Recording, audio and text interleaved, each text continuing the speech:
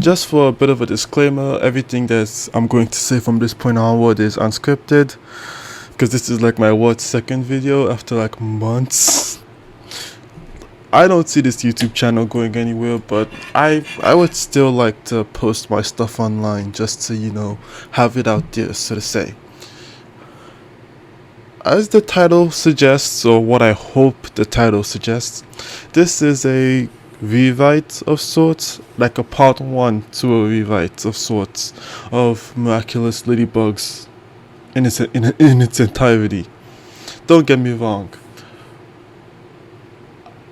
This show is okay. Like, I can't lie. Like, I'm trying to force myself right now to say this show is a work of art. It's not. It's clearly not. Anyone that anyone that has watched it, anyone that has listened to it knows that it's clearly not a work of art. It has a lot of problems, and a lot of people agree that most of the problems stem from the identity issues. Like, the author, Thomas Astruck, his insistence on identity, like 4 seasons in. This is something that should have, like, for me personally, this is something that should have been handled since season 1. Like, the finale of season 1 should have been them revealing their identities to each other. Like, it clearly doesn't make any sense.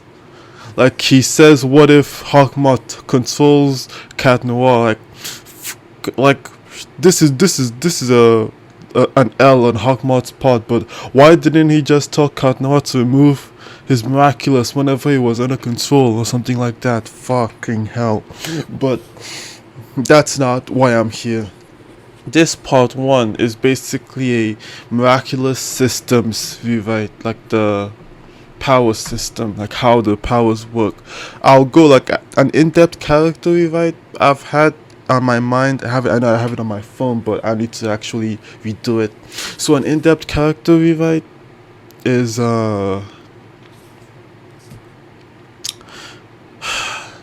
something I'll have to do later on, maybe for like a part 2, but for now it's just the systems. So let's start. Miraculous Tales of Ladybug and Cat Noir. Oh, fuck. The fact that I said Miraculous Ladybug instead of Miraculous Tales of Ladybug and Cat Noir is a huge problem, but that's not why I'm here. I'm not cancelling that. I'm not editing that out. I'm gonna keep it. It's a cartoon, 3D animation made by Zactoons and blah blah blah blah blah. Like, I'm pretty sure anyone that is watching this video right now knows all about that. The fact that you're watching a Miraculous rewrite, I hope you know. But if you don't, please go check out, do your research. Like, this requires you to have at least up to season 2 levels of knowledge. From that point, anything onwards is annoying, because this is a rewrite, so you don't need to know much. Okay, how to start in terms of Miraculous? Let's start from the back, shall we? Hawkmoth. The fact that Hawkmoth's power is just someone gets mad and boom, Akuma, always rubbed me the wrong way. Even when I started watching the show back in like 3-4 years ago. Fuck, I'm old. I'm 19, but I'm calling myself old. The fact that it's been that long, man, I'm so old. But yeah,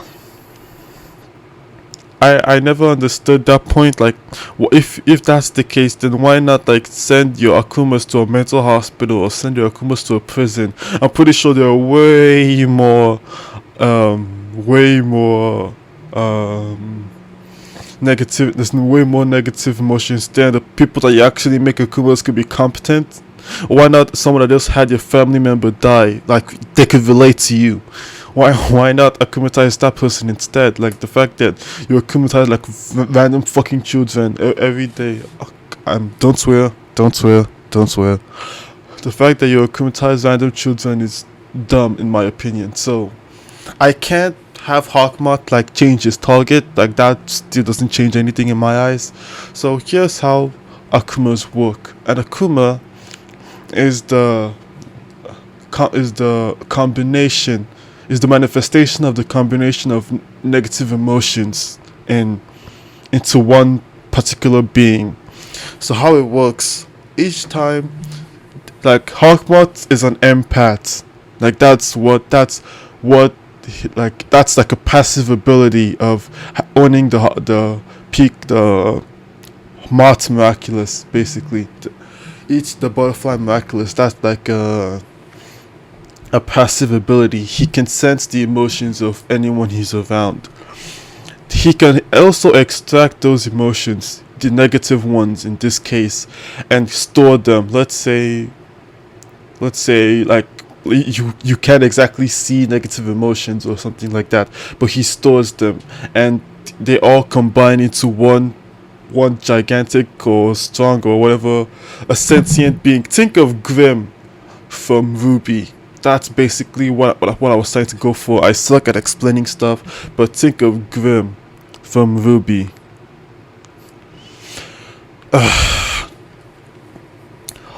These things take time. This isn't something that can just happen on a daily basis. So from what we see in the show sucks more than me at explaining what goes on. Like, we literally don't know what goes on in that show. Like, stuff happens. Do we know? No. Like, how much time has passed since they got the Miraculous? We don't know. Stuff like that. So in this case, it isn't a Miraculous a week or a Miraculous a day. No, you would get at least one Miraculous a month. Maybe there'd be 2 months and you wouldn't you would get at least one swap Miraculous for Akuma. You would get at least one Akuma a month, or maybe even an Akuma every like 3 weeks, or an Akuma once a month, or something like that. And they'd be strong. Each time an Akuma appears, it would be hell. Like, all hell would break loose. I'll explain why when I get to Ladybug and Cat Noir, but all hell breaks loose basically, and we need the heroes to stop them. Okay, then why do you have Ladybug and Cat Noir if there are no, if Akumas are down there? Like, why have the story? Well, that's because Hawkmoth needs negative emotions. He can't just, like, it takes time. He can gather more emotions, more negativity, more faster if they had people fighting. So he goes to a prison and releases all the criminals in it, all the bad ones in it, and they all go around assaulting people and all that jazz. Negative emotions. But Ladybug and Cat Noir come along, beat the shit out of everyone, and they're all back in jail. No negative emotions. So Hawkmoth's side plan would be to the butterflies. I'm still gonna keep them. Those are criminals. They'll still keep them. But in this scenario, they empower people. They don't grant you any special abilities unless it's a special one, you could say. But it doesn't grant you any special abilities. It just latches onto someone and gives them enhanced speed, strength, so much so that the normal police wouldn't be able to handle them, but there'd be enough for Miraculous wielder basically. So Hawkmoth could have this following, this cult of people who wish to become empowered, and that could be a whole entire side story, a whole entire arc, a season could be all on that. So that's Hawkmoth. Before I explain the purification, I have to go to Ladybug, which is the power system I've changed the most. I watched in the video. I'll try and link it on screen because I can't remember the names. But I watched a lot of videos. I'll try and put all of them in the description or maybe on screen. But all those videos, like, they're all like the one that I'm showing right now. It changed Ladybug's power from fix everything to don't fix anything at all. I want to check. I think that was it. Fuck, my memory is very bad. Don't swear. But my memory is very bad. But here's something similar I always had in mind, even before I watched that video. The Miraculous Ladybug as a concept, to me personally, is flawed. It is very flawed. So this is what I do instead. Like, as you all know, like, they could wreck the entirety of Paris. They could wreck everything, and all they need to do is, like, shout Miraculous Ladybug and everything is fixed. They could literally destroy the city everyone in the city could die, a la Carte Blanche, and one miraculous ladybug later, and everything is fixed. That's kind of that like my question is then why the hell do you bother saving people and pulling people out of burning buildings and collapsing bridges and the Eiffel Tower falling down for the millionth time? Why would you care about any of those things if at the end of the day Miraculous Ladybug fixes everything and everything is back to normal? Then why do you need to care about what happens to the city? Don't care. You don't need to. You see, that's a flaw. We need what we need is we need consequences. We need there to be actual stakes. So this is what happens. The ability to bring people back from the dead, removed. The ability to automatically restore all the damage caused, removed. Ladybug can still heal people, but it's on a case-by-case basis, i.e. she can only heal one person at a time. She can heal more the stronger she gets, but in the beginning only 1% at a time. She can't do much, basically, is what I'm trying to say. She can't just miraculous ladybug and every single problem caused by the Akuma of the day is fixed on the spot. It makes for cool visuals, but I'm pretty sure I'm not the only person. I never liked that concept. Okay then what's her use? She can still purify the Akuma and the empowered individuals that Hawkmoth sends out. She can still purify them, but that's all she can do. She can heal people, but any damage done, she can restore. Every superhero that you read in comics, though, are competent ones. Like, as bad as Ultimate Spider-Man is, I like the show, but everyone says it's bad. I don't know why. But in the beginning, they introduced how Peter Parker, Spider-Man, would basically wreck an entire city block trying to fight one minor villain, and they showed how Captain America would solve the issue without even $1 of property damage. Why can't they do that instead? It's like they know they can't fix everything. That's out of their hands. So if they wreck someone's car or wreck someone's shop, that person's business is basically dead in the water. You could have GoFundMes to fix people's stuff back, but it's basically dead in the water for most people. So they have to fight smartly. You can't have Ladybug throw someone's car, someone's like 1 million euro car, and expect no backlash. Like that could even be a plot point, an episode's worth of stuff. Lucky Charm. This is something I got from that person. Like, you can go watch her video before you even watch mine. You can go watch her video first. She talked about how she talked about how the Lucky Charm would be replaced for like it isn't randomized anymore. Like she would call for something, but the larger it is, the more magic it uses. I'll introduce magic at the end. The more magic it uses and the more tired she gets. There is no timer for the Miraculous. We have never seen Hawkmoth de-transform from a timer before.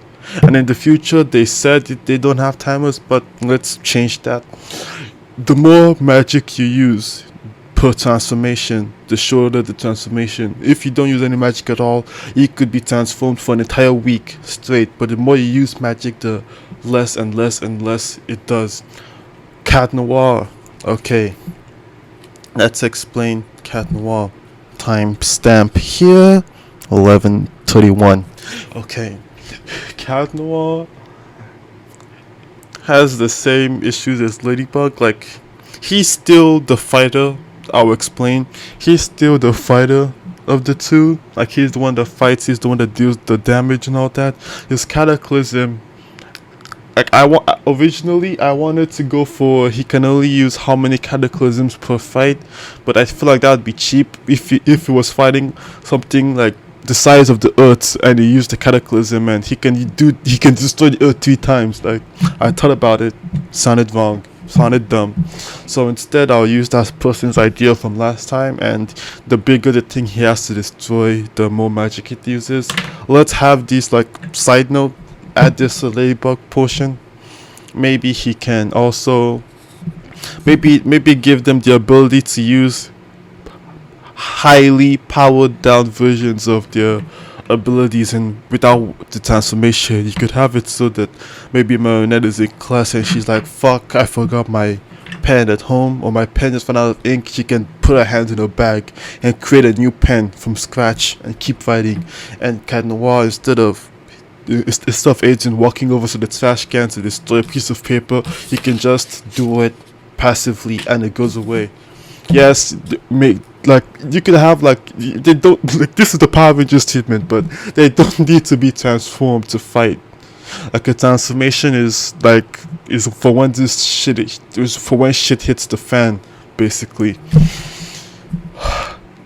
The same things that applies, like the larger the thing, the more magic, the less time that he can use to be transformed. Basically the same idea that I used for Ladybug, the same thing. Yeah, let's basically like carry it over to Cat Noir. Now, for the other heroes, everything I talked about, just pass it over. Reina Rouge, the more bigger, more complex the illusion, more magic. Carapace can defend against anything, but the more damage, the less magic. Viperion, I don't know. Someone else can figure it out. I don't know how we could do Queen Bee.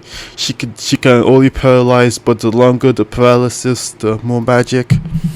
She can paralyze as many people as she wants, but the more the person resists, like if the person is physically stronger than her, then it will take a lot to put the person down. And so on, and so on, and so on. Okay. Times only 4 minutes. Fuck. But yeah, like this is like I know this video is all over the place. Like I'm not a professional. I don't know how to do anything. I'm still a beginner in terms of this YouTube stuff. I have school, so I can't do much. Like my class literally canceled today. This is why this is why I'm like, oh, I have no class. Okay, I guess I can do this now. That's basically what happened today. Okay, magic as a concept. Wait, 1455. Magic as a concept exists in Miraculous Ladybug. I need it to exist in Miraculous Ladybug for this thing to work. Each person has the potential to learn magic. This is something like a magic system is the toughest thing to create in terms of a fantasy book or whatever. Let's say whenever you wear from the moment you put on a Miraculous, you automatically gift that each person has the potential, but wearing a Miraculous unlocks that potential, I think, whatever. But that's what, like, the more you train, the larger your magic becomes, the more you can do it in the battle, and the more you can do it without transforming. I feel like I'll need a whole entire video to the magic system in this show, but God help me. But I don't think there's much I can do on this part, but magic exists. Okay, now the final portion of this video will explain how the team works. Time stop. Okay, final portion, and I gotta go sleep. What day is to call it again? The team. Each person in the Miraculous squad needs to have their own goal, their role. Sorry, I said goal, their role in the team. Ladybug and Queen Bee. Yes, Queen Bee. Viperia, whatever the fuck her name is. No. Ladybug and Queen Bee are the support. Physically, like in terms of defense, they're weak. They can't like take that much damage. They can deal damage, but not as much as the others in the group. But in terms of support abilities, like Ladybug and her ability to create anything, her ability to heal, she's the healer and she's the maker of the group. She can make stuff and she can heal people. So taking her out basically like could mean the end of the battle, or maybe not. But she's the only one that can purify an Akuma. But if not, if it's not an Akuma, she's still important. Carapace, Cat Noir. Cat Noir and Veina Rouge, they are the attackers of the group. Even though yes, Veina Rouge has a support type ability, her physicality, I don't know how to explain it. She's still physically strong and she can take a lot of damage. The same goes for Cat Noir. She uses her illusions in battle to trick the enemy and reposition and all that. But her and Cat Noir are the people in charge of attacking in the group. Carapace, obviously, is the tank. See what I'm doing here? Support, attack, defense. Basically an RPG. You could have jokes about it, maybe in an episode. How they're like, we look like an RPG, like tank, go, defend. You could have jokes like that. Who would be the leader? It would be between Carapace and Ladybug, one of them. Like, I feel like Carapace would be the leader because he, like, a lot of fan fictions make him the guardian because of the Total Miraculous. They say that the Total Miraculous is always the guardian. So that's how, like, before season 3's disaster of an ending, that was how fan fictions went. But ever since season 3, stuff has changed, unfortunately. That's how it is in the group. Any additional Miraculous would I would honestly like to stick to the 5. Paris isn't the only city to have Miraculouses. Like that girl I keep saying, I'm gonna put her on screen again on the description. She said that to use magic you need to have a Miraculous. I don't agree honestly with that point. I'd say that you could use magic without a Miraculous, but Paris isn't the only place to have a Miraculous. Master Fu's fuck up where he destroyed the temples and all that, no, that didn't happen. Other places in the world all have Miraculouses. You could say Japan has the Dragon Miraculous with Kagami. You could say she visits, but she has the Dragon Miraculous. You could say the New York heroes, maybe one of them has a Miraculous, and that's how they know how Miraculouses work. Stuff like that. You could use stuff like that. A Miraculous is permanently bonded to the user. That's something I agree on. Permanently bonded to whoever it attaches itself to, basically. And